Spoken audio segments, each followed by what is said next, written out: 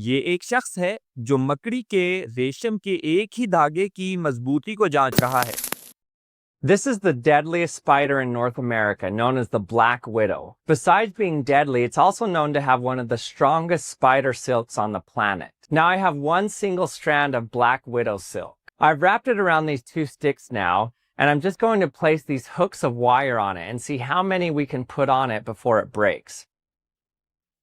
1, 2, 3, 4, 5, 6, 7, 8, 9, 10, 11.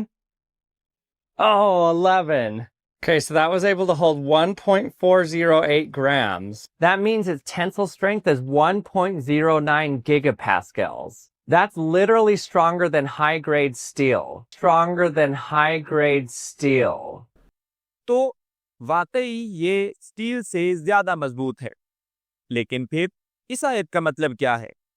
وَإِنَّ أَوْهَنَ الْبُيُوتِ لَبَيْتُ الْعَنكَبُوتِ، جو یہ بتا رہی ہے کہ گھروں میں سب سے کمزور گھر مکڑی کا گھر ہے۔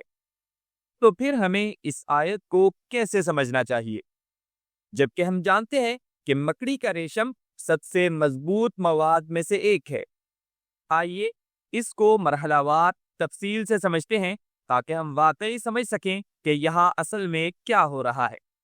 سب سے پہلے مکڑی کا ریشم سٹیل سے زیادہ مضبوط ہے اور یہ ایک سائنسی حقیقت ہے، لیکن یہاں اصل نقطہ یہ ہے، کیا آپ واقعی اس سے کوئی مضبوط چیز بنا سکتے ہیں؟ جواب ہے ہاں، اگر یہ واقعی موٹا اور آپس میں جمایا ہوا ہو تو یہ واقعی بہت مضبوط ہو سکتا ہے۔ اسے دراصل بلٹ پروف جیکٹس بنانے میں بھی استعمال کیا جاتا ہے، لیکن یہی اصل نقطہ ہے۔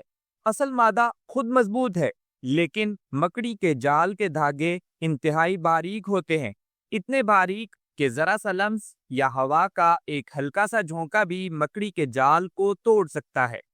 یہ ایسے ہی ہے جیسے یہ کہنا کہ لکڑی مضبوط ہے، اور یقیناً وہ ہے، لیکن اگر آپ مثلاً لکڑی کی سلائیوں یا تنکوں سے گھر بنانے کی کوشش کریں تو کیا وہ مضبوط ہوگا؟ بالکل نہیں۔ تو یہ آیت دراصل ریشم کی کیمیائی مضبوطی کے بارے میں بات نہیں کر رہی، بلکہ اس گھر کی بات کر رہی ہے جو ان انتہائی باریک اور نازک دھاگوں سے بنایا گیا ہے۔ آیت یہ نہیں کہہ رہی کہ سب سے کمزور مادہ مکڑی کا ریشم ہے، بلکہ مکڑی کے گھر کی ساختی کمزوری کی طرف اشارہ کر رہی ہے، ایسی چیز جسے کوئی بھی خود دیکھ اور آزما سکتا ہے۔ یہ نہ صرف نازک اور آسانی سے تباہ ہو جاتا ہے، بلکہ یہ مکڑی کو شکاریوں، گرمی، سردی، بارش، ہوا یا بنیادی طور پر کسی بھی چیز سے تحفظ بھی نہیں دیتا۔ واقعی یہ سب سے کمزور گھر ہے، اور حیران کن بات یہ ہے کہ اللہ تعالیٰ نے سب سے کمزور گھر کو سب سے مضبوط مادے سے بنایا۔ یہ کم از کم ایک معجزہ تو ہے، لیکن اس سے بھی زیادہ حیرت انگیز بات یہ ہے کہ عربی لفظ بیت جو اس آیت میں استعمال ہوا ہے، عربی میں اس کے کئی معانی ہیں۔ یہ گھر کے مادی معنی میں بھی آ سکتا ہے، یعنی ایک حقیقی تعمیر جس کے بارے میں ہم نے بات کی کہ وہ سب سے کمزور ہے، لیکن لفظ بیت جذباتی یا خاندانی معنی میں بھی استعمال ہوتا ہے، یعنی لوگوں، خاندان، تعلق یا گھر کے مفہوم کے لیے، اور اس معنی میں بھی مکڑی کا گھر واقعی سب سے کمزور ہی ہے۔ لیکن کیسے؟ آئیے بلیک ویڈو مکڑی کو دیکھتے ہیں، جو تعلق کے فوراً بعد نر مکڑی کو کھا جاتی ہے، اسی وجہ سے اسے بلیک ویڈو کہا جاتا ہے۔ مکڑیوں کی دوسری اقسام بھی ہیں جن میں بچے پیدا ہونے کے فوراً بعد اپنے باپ کو کھا جاتے ہیں۔ کچھ اقسام میں مادہ مکڑی تعلق کے بعد نر کو اپنے گھر سے بھگا دیتی ہے، اور ایک چوتھی قسم میں ماں اپنے ہی بچوں کو کھا جاتی ہے، جبکہ کچھ میں بچے بڑے ہو کر اپنی ماں کو کھا جاتے ہیں۔ تو مکڑی کا گھر خاص طور پر محبت اور دیکھ بھال سے خالی ہوتا ہے، اس لیے یہ کہنا بالکل درست ہے کہ مکڑی کا گھر واقعی سب سے کمزور گھر ہے۔ یوں آیت نے نہ صرف مادی معنی کو درست طور پر بیان کیا، بلکہ جذباتی معنی کو بھی۔ تو جس زاویے سے بھی دیکھیں یہ ایک کامل وضاحت ہے، لیکن بات یہاں ختم نہیں ہوتی۔ غور کریں کہ یہ فعل इत्तखदत बैता मुअन्नस के सीगे में है, जिसका मतलब है कि अमल करने वाली हस्ती मादा है।